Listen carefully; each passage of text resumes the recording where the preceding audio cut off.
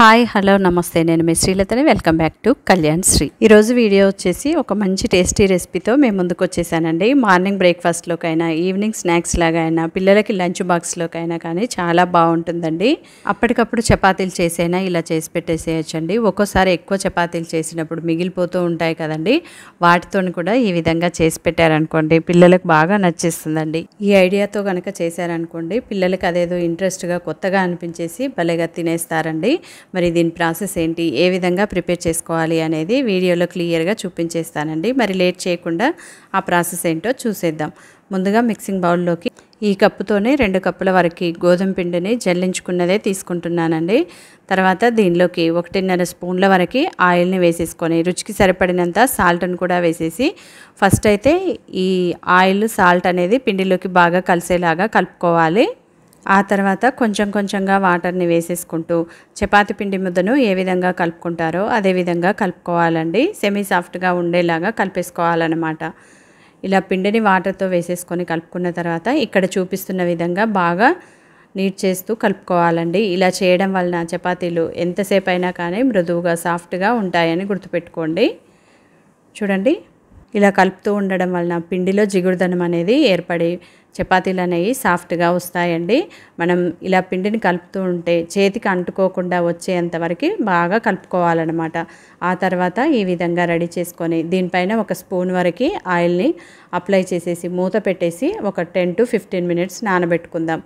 ఈలోపు next process ఏంటి చూసేద్దామండి. స్టవ్ ఆన్ చేసుకొని ప్యాన్ పెట్టేసి ప్యాన్ అనేది బాగా వేడెక్కిన తర్వాత 2 స్పూన్ల వరకు ఆయిల్ని వేసుకుంటున్నాను. ఆయిల్ బాగా వేడెక్కిన తర్వాత ముందుగానే ఉడికించుకున్న బంగాళదుంపల్ని పైన పొట్టంతా ఒలిచేసుకొని మీడియం సైజులో క్యూబ్స్ లాగా కట్ చేసుకొని ఇప్పుడు ఈ వేడెక్కిన ఆయిల్లోకి వేసేసుకోవాలి. ఇలా వేసుకున్న తర్వాత ఒక 5 మినిట్స్ మీడియం ఫ్లేమ్లో వీటిని ఫ్రై చేసుకోవాలండి.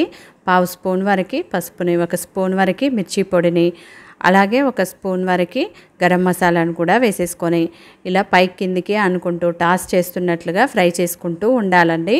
ఇలా మిర్చి పొడి, సాల్ట్, మసాలా వేసేసి ఇలా ఫ్రై చేసుకోవడం వలన బంగాళదుంపలకి ఈ స్పైసెస్ అన్నీ కూడా పట్టేసి టేస్ట్ అనేది చాలా బాగుంటుందండి.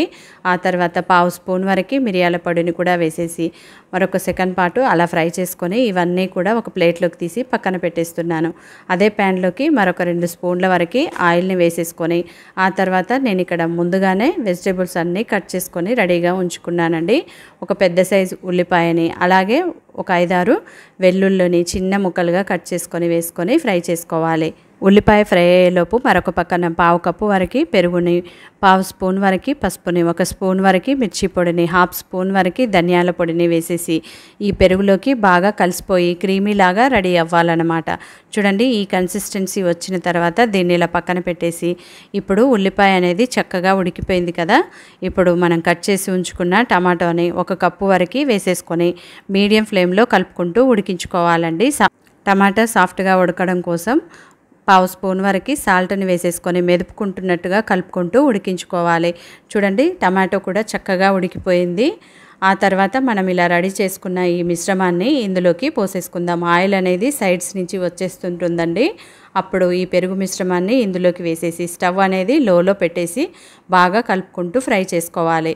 ఆ తర్వాత 1 కప్పు వరకు వాటర్ని వేసేసి ఆయిల్ అనేది సైడ్స్ నుంచి వచ్చేంత వరకు మీడియం ఫ్లేమ్లో ఉడికించుకోవాలి. రుచికి సరిపడినంత సాల్ట్ని, 1/2 స్పూన్ వరకు గరం మసాలాను, 1/2 స్పూన్ వరకు మిరియాల పొడిని వేసేసి బాగా మిక్స్ చేసుకొని ఒక 10 మినిట్స్ మీడియం ఫ్లేమ్లో ఉడికించుకున్నట్లయితే ఆయిల్ అనేది సైడ్స్ నుంచి వచ్చేస్తుందండి. ఆ తర్వాత ఫ్రై చేసి పక్కన ఉంచుకున్న బంగాళదుంపల్ని వేసేసుకొని అలాగే 1/2 కప్పు వరకు క్యాప్సికమ్ ముక్కల్ని, 1/2 కప్పు వరకు సన్నగా పొడవుగా కట్ చేసుకున్న ఉల్లిపాయ ముక్కల్ని కూడా వేసేసి మరొక 5 నిమిషాలు ఫ్రై చేసుకోవాలండి.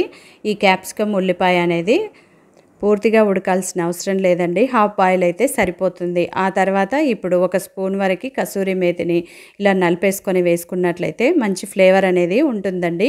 ఇప్పుడు స్టవ్ అనేది లోలో పెట్టేసి బంగాళదుంప అనేది చిదురవ్వకుండా కింద నుంచి పై వైపుకి ఇక్కడ స్పూన్తో చూపిస్తున్నట్లుగా వేసుకుంటూ కలుపుకున్న తర్వాత సన్నగా తరిగి పెట్టుకున్న గుప్పెడంతా కొత్తిమీరను కూడా వేసేసి స్టవ్ ఆఫ్ చేసేసుకుంటే మనకి కర్రీ అనేది రెడీ అయిపోతుందండి. ఇది చపాతీ, దోశ, రైస్లోకి కూడా చాలా బాగుంటుందండి. ఆ తర్వాత ఇప్పుడు దీన్ని ఇలా పక్కన పెట్టేసి చపాతీ ప్రిపరేషన్ చూద్దామండి. పిండి అనేది చక్కగా నానిపోయి ఉంటుంది కదా. మరొక 5 మినిట్స్ బాగా నీట్ చేస్తున్నట్లుగా మిక్స్ చేసుకొని మీకు కావాల్సినంత సైజులోకి పిండి ముద్దల్ని రెడీ చేసుకొని చపాతీలని ఒత్తేసుకోవాలి. ఇలా పీట మీద పొడిపిండిని జల్లుకొని రెడీ చేసుకున్న ఈ చపాతీ బాల్స్ని పెట్టేసి రోల్ చేసేసుకోవాలండి. నేనైతే ఇక్కడ మడత చపాతీలను చేస్తున్నాను. మీకు నచ్చినట్లుగా ఏ విధంగా చేసుకుంటారో అదే విధంగా చపాతీలని కొంచెం పలుచగా ఉండేలాగా రోల్ చేసుకోవాలండి. ఆ తర్వాత పూరీ సైజులో చపాతీని ఒత్తుకున్న తర్వాత దానికి కొంచెం ఆయిల్ని అప్లై చేసుకొని ఆ తర్వాత దీనిపైన కొంచెం పొడిపిండిని జల్లుకొని ఇక్కడ చూపించిన విధంగా ఫోల్డ్ చేసుకోవాలండి. ట్రయాంగిల్ షేప్లో ఉండేలాగా ఫోల్డ్ చేసేసుకున్న తర్వాత రెండు వైపులా కూడా మరి కొంచెం పొడిపిండిని జల్లుకొని స్లోగా అటు ఇటు తిప్పుకుంటూ ఈ విధంగా రోల్ చేసుకోవాలి. అన్ని వైపులా కూడా ఈవెన్గా ఉండేలాగా చూసుకోవాలండి. ఒకవైపు మందంగా ఒకవైపు మరి పల్చగా లేకుండా అన్ని వైపులా కూడా ఒకే సైజులో ఉండేలాగా రోల్ చేసుకోవాలి. మిగతా పిండి ముద్దలతో కూడా ఇదే విధంగా రెడీ చేసుకున్న తర్వాత అన్నీ ఒక ప్లేట్లోకి వేసేసుకొని ఆ తర్వాత ఒక్కొక్క చపాతీని కాల్చుకోవాలి. చూడండి ఈ థిక్నెస్లో ఉండాలండి. ఇప్పుడు స్టవ్ ఆన్ చేసుకొని ప్యాన్ పెట్టేసి ప్యాన్ అనేది బాగా వేడెక్కిన తర్వాత ఒక స్పూన్ వరకు ఆయిల్ని ప్యాన్కి అంతా స్ప్రెడ్ చేసేసుకున్న తర్వాత హై ఫ్లేమ్లోనే చపాతీలని వేసుకొని ఫ్రై చేసుకోవాలి. హై ఫ్లేమ్లోనే వీటిని ఫ్రై చేసుకుంటున్నాం కాబట్టి మాడిపోకుండా జాగ్రత్తగా ఫ్రై చేసుకోవాలండి. చూడండి చక్కగా పొంగుతూ వచ్చేస్తున్నాయి చపాతీలు అనేవి. ముందైతే అసలేం ఆయిల్ పెట్టకుండా రెండు వైపులా ఫ్రై చేసుకున్న తర్వాత రెండు వైపులా కూడా ఇలా ఆయిల్ని అప్లై చేసుకొని ఫ్రై చేసుకోవాలి. ఇదే విధంగా మిగతా చపాతీలని కూడా ఫ్రై చేసుకోవాలండి. ఆ తర్వాత ఇప్పుడు ఏం చేయాలి అంటే ఈ చపాతీలని సర్వింగ్ ప్లేట్లోకి బటర్ పేపర్ని కానీ టిష్యూ పేపర్ని కానీ పెట్టేసి దానిపైన మనం రెడీ చేసుకున్న ఈ చపాతీలని పెట్టేసుకోవాలండి. ఆ తర్వాత ఈ చపాతీ మీద రెడీ చేసుకున్న ఈ కర్రీ మిశ్రమాన్ని కూడా ఇందులోకి ఇక్కడ చూపించిన విధంగా మధ్యలోకి పెట్టేసుకోవాలన్నమాట.